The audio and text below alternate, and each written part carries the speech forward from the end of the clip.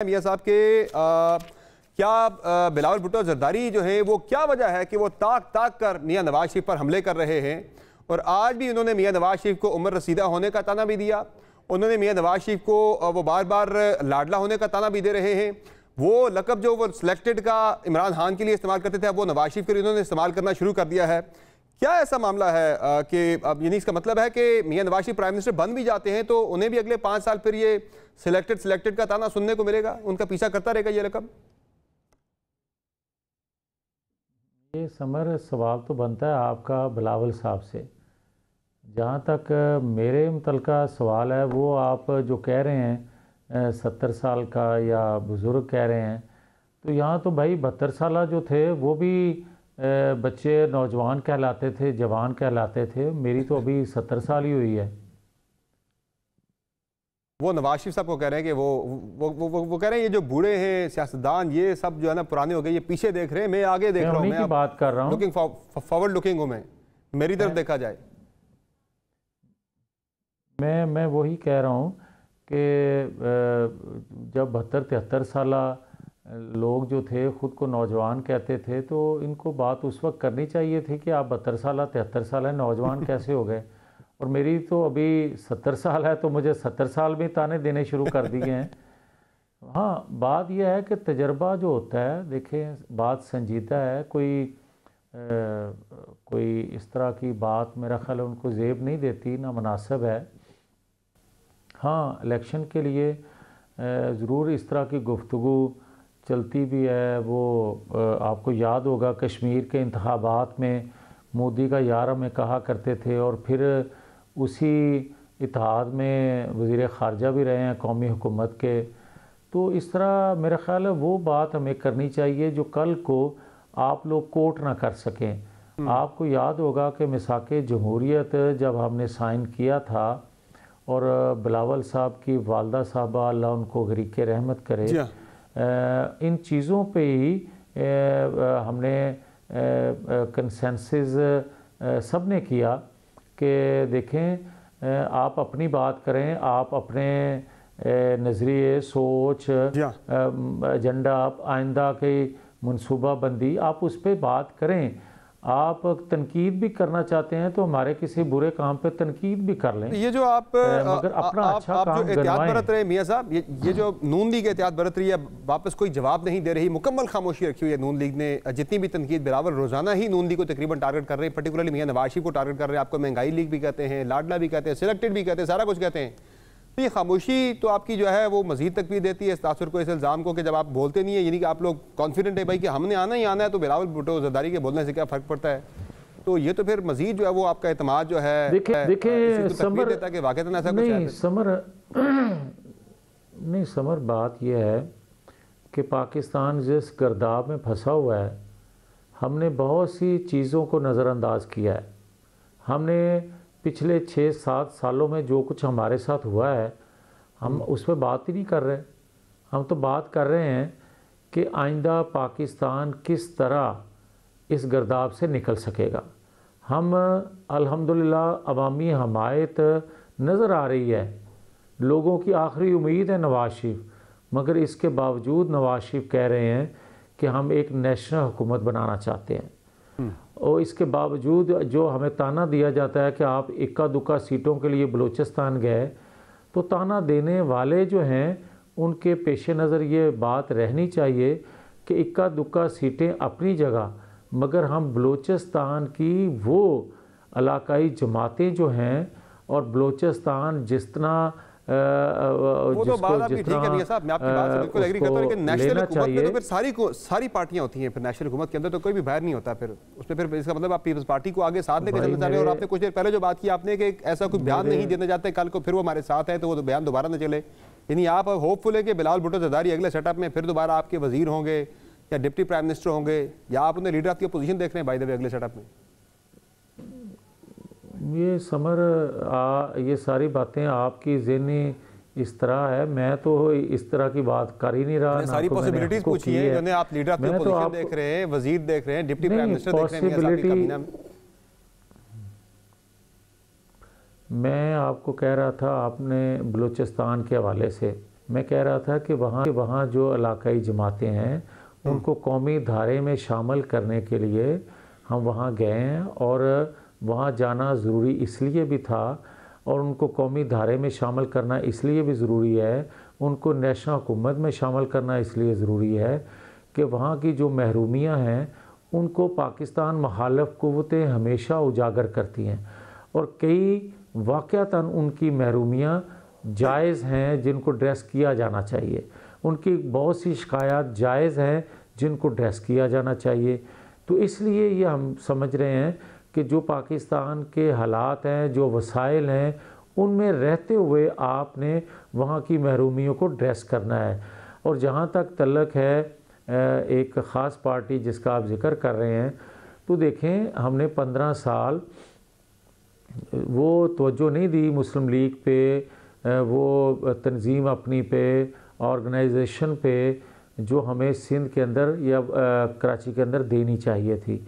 आज हम उस चीज़ को भी भांपते हुए कि वहाँ के लोग जो हैं वो सफ़र कर रहे हैं, हम तंजीम पे भी तवज्जो दे रहे हैं, इलेक्शन में भी भरपूर जा रहे हैं। जरूरत भी नहीं पड़ी माजी में कभी, इसलिए भी आपने कि वहाँ पे आपकी पंजाब से सीटें पूरी हो जाया करती थी, पंजाब और हज़ारा से इतनी सीटें आपकी मिल जाती थी कि आप हुकूमत बना लिया करते थे। अब आपको एक एक सीट आपके लिए कीमती आपके लिए पड़ रही है, पंजाब में ज़रा चैलेंजेस हैं आपको। नहीं, ये भी आपकी अपनी ज़ाती सोच हो सकती है।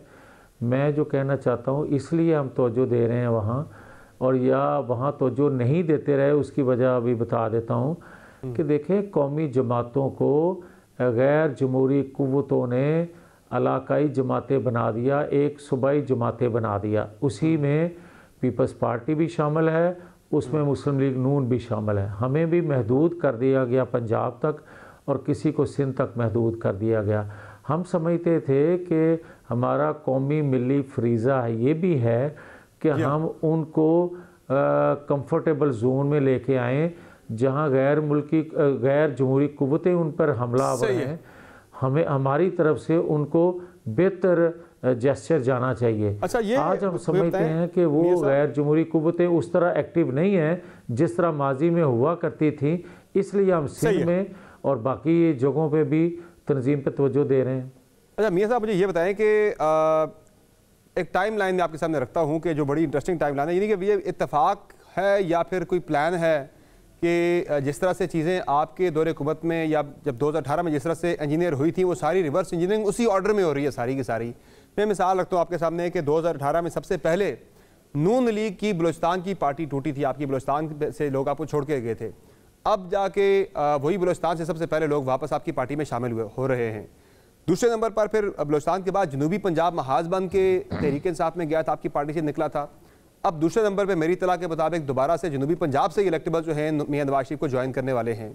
फिर उस वक्त भी इलेक्शन से एक साल पहले जो है आपके पार्टी कायद को नाअहल किया गया था। इस इलेक्शन से भी हम देख रहे हैं कि एक साल पहले यानी कि 23 में इमरान खान को नाअहल किया गया, 24 में इंतखाबात होने जा रहे हैं। तो वो चीज़ें बहुत ज़्यादा मिलती जुलती मुमासलत पाई जा रही है। ये इत्तेफाक है महज या क्या है? देखिए समर मैं गुजारिश करूँगा और मैं बार बार ये कह भी रहा हूँ कि मैं जनरल बात करने लगा हूँ, अपने दिल पे आपने नहीं लेना। मैं ये बात कह रहा हूँ कि देखिए कुछ दानश्वर, कुछ एंकर पर्सन और कुछ तजिया नगार अपने फ़न से ये तासर देने की कोशिश में हैं कि जिस तरह नवाज शरीफ को कोई एस्टेब्लिशमेंट की हमायत हासिल है, हमारी साख को ख़राब करने की कोशिश करते हैं। मगर मैं आपको ये ज़रूर अर्ज़ करना चाहता हूँ कि नवाज शरीफ का और चेयरमैन पीटीआई का मुआजना करना, इससे बड़ा जुल्म हमारे साथ और कोई हो नहीं सकता।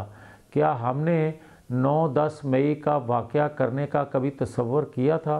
क्या हमने पेट्रोल बम कभी बनाए थे या मसल्ला जत्थे तैयार किए थे? मैं तो टाइमलाइन की बात की है। अगर आप इसमें से किसी एक फैक्ट को भी अगर आप डिनाई कर देते हैं तो कर दे डिनाई कि उस वक्त बलूचिस्तान सबसे पहले आपकी पार्टी से टूटा था, दूसरे नंबर पे जनूबी पंजाब टूटा था, अब बलूचिस्तान पहले आपकी पार्टी के साथ था या फिर दोबारा जनूबी पंजाब से लोग नहीं आ रहे आपकी पार्टी में? क्या बलूचिस्तान के बाद इलेक्टेबल नहीं आ रहे क्या?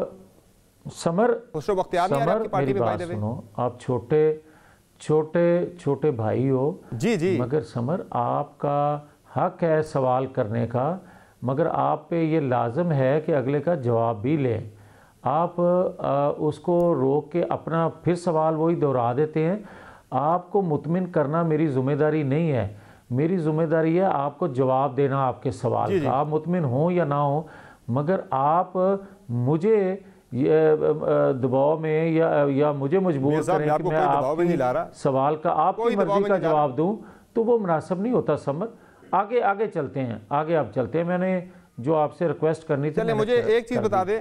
अच्छा, मुझे एक चीज़ बता दें मियां साहब, चले इस टॉपिक को छोड़ देते हैं, आगे बढ़ते हैं। आपने भी कहा आगे बढ़ते, मैं भी कहता हूँ आगे बढ़ते। बिलावल भुट्टो जरदारी भी आजकल कह रहे हैं कि आगे बढ़ते हैं, पीछे की बातों को छोड़ें। खुसरो बख्तियार साहब आ रहे हैं, वही जनूबी पंजाब जो एक महाज बना था, तहरीक इंसाफ में गया था, नून लीग से टूट के वो वापस नून लीग में आ रहा है। देखें समर, फिर आप वही बात कर रहे हैं। मैं आपको ये कह दूं कि जो बलूचिस्तान का आप जिक्र कर रहे हैं, उस वक्त बलूचिस्तान की असेंबली मौजूद थी, और जिस तरह जिन्होंने वो तगमा फिर सजाया कि देखा हमने किस तरह जमात तोड़ी और अदम एतमाद किया, मैं उस तज़किरे में जाता। आज बलूचिस्तान के अंदर बिफोर इलेक्शन से पहले जमात के अंदर लोग शामिल हो रहे हैं, मुस्लिम लीग नून के अंदर। आप इनको किसी तौर पर भी उस तनाज़र में नहीं देखते। और जहाँ तक जनूबी पंजाब का तल्लक है, तो जनूबी पंजाब में मेरे भाई हमारा वोटर सपोर्टर उसी तरह खड़ा था। हाँ, ये बात दुरुस्त है कि बहुत से लोगों को जो हमारे टिकट पे मुंतखब होते आए थे, उनको दबाव में लाकर हमसे अलग किया गया, और इलेक्शन से थोड़ा अरसा पहले किया गया। बल्कि बहुत से टिकट भी ले चुके थे, तो उनसे टिकट वापस करवाए गए। वो मैं एक छोटा सा सवाल किया था, मैं बिफोर आई कंक्लूड मेरी वो जो मैंने पूछा था उस पर खबर दे दें या कंफर्मेशन दे दें या तस्दीद कर दें कि खुसरो बख्तियार साहब वो जनूबी पंजाब महाज लेके वापस आ रहे हैं नून लीग में। नहीं, जनूबी पंजाब ना जो आप नाम ले रहे हैं उसने बनाया था, और ना ही वो लेके गए थे। ना आज उनकी पोजीशन है कि वो किसी महाज को किसी में शामिल कर दें। ये कोई लेके और गए थे, उनकी हिम्मत या ताकत या उनमें इतनी कह लें कि मकबूलियत नहीं थी कि उनके पीछे इतने सीनियर लोग चले जाते।